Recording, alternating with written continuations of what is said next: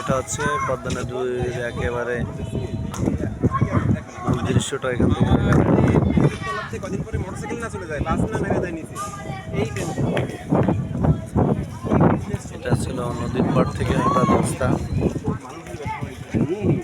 লক্ষ লক্ষ মানুষ, বাচ্চারা ওখানে খেলাধুলা করতেছে।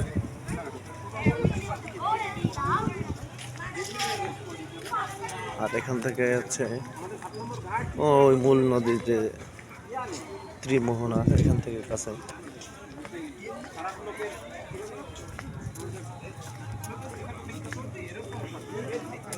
সবাই আসলে দেখছে পদ্মা নদীর দৃশ্য দেখতে যাচ্ছে আসলে পড়ন্ত বিকেলে। এটা দৃশ্যটা অনেক সুন্দর আসে।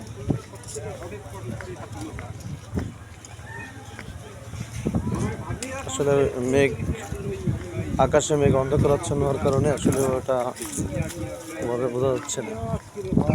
আসলে অনেক সুন্দর একটা দৃশ্য, যে নদীর পাড়েতে আবার এই যে মাছ ধরার পাটা দেওয়া আছে, এখানে মাছ ধরে।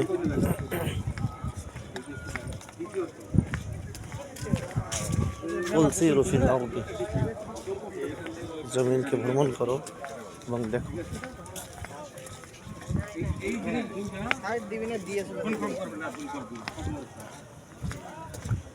সুতরাং এখানে যে দৃশ্যটা, এটা সুন্দর একটা দৃশ্য, দেখলে আপনার মন ভরে যাবে।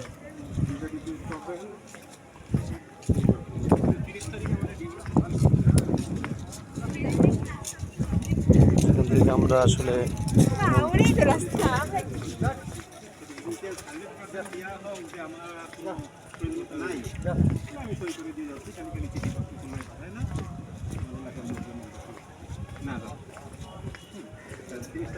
আমার প্ল্যানিং হচ্ছে হলো যে শ্বশুর শাশুড়ি সে আর বোন, মানে আমার বোন, এদের সামনে একবার যদি বাঁচে নৌকা ওইখান থেকে বাঁচবে, আর না হলে কনফার্ম করবো। এই জন্য আমি যে আমার